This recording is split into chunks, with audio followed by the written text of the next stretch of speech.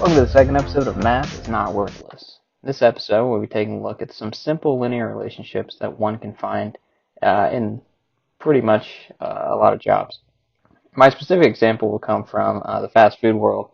Despite the trips that I endure to my local Wendy's, I maintain a theory that fast food restaurants are complex systems.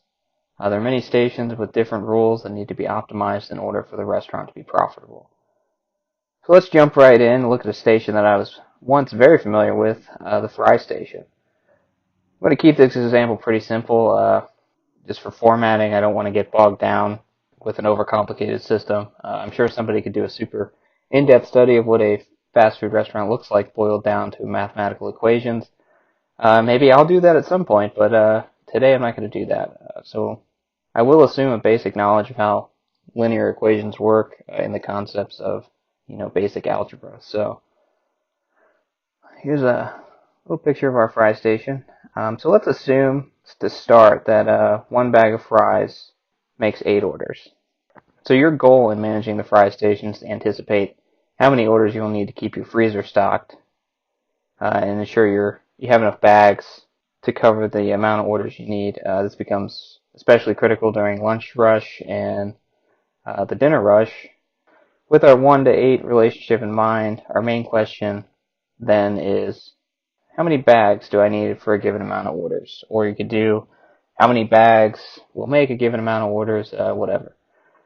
So because our ultimate goal is generalization, we'll make x equal to the number of bags and y equal to the number of orders. Just so we get a nice algebraic equation, a very simple linear equation, y equals 8x.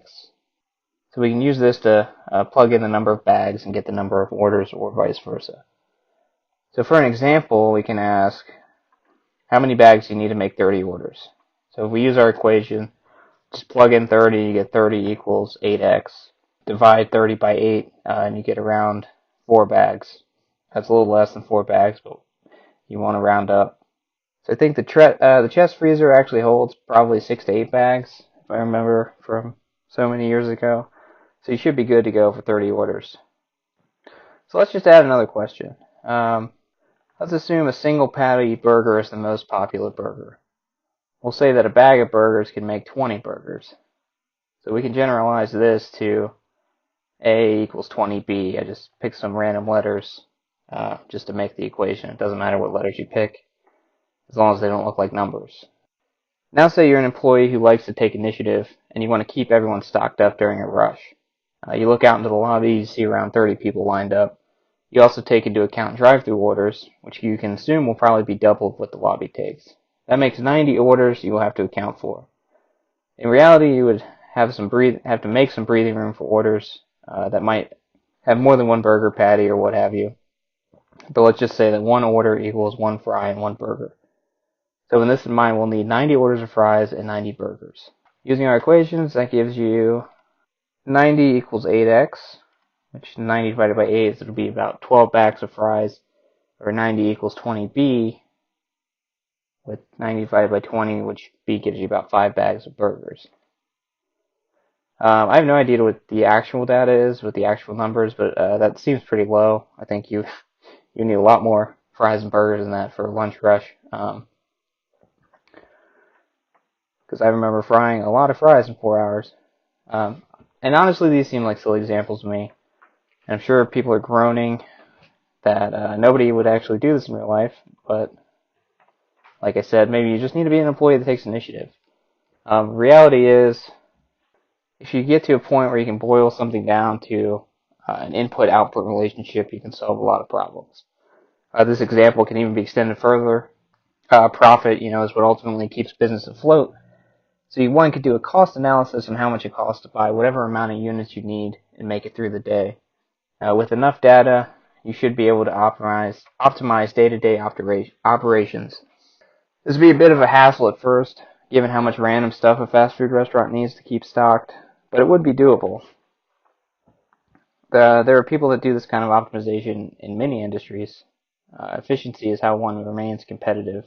So there's a job that comes to mind in manufacturing, kind of along these lines, called a production planner.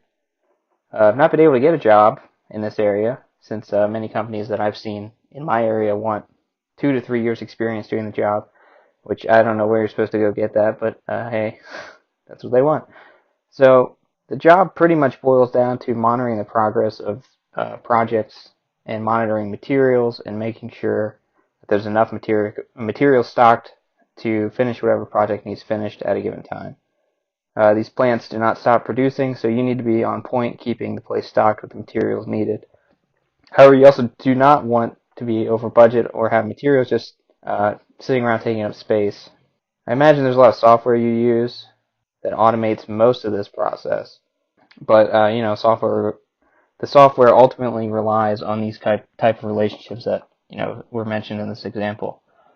You need to balance your inputs with your outputs. You're given a production forecast, and you need to make sure that you have enough units to cover the schedule while being as efficient as possible. Those equations will actually probably be a lot more complex than what we have here, but you got to start somewhere. Another job that comes to mind is stocking retail stores. Well, a lot of stocking at most big box retailers is probably automated.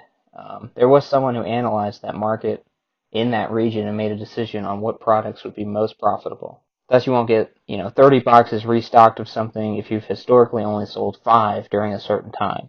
I believe I've seen jobs under the titles sales analyst and pricing analyst for kind of retail jobs like that, where you analyze markets and figure out the efficient way to stock whatever region you're talking about. So I'd encourage you to look up those jobs if you see something that sounds interesting to you. Like I said, they usually want experience, so if you can figure out what they're looking for and try to make that happen, then that's good for you.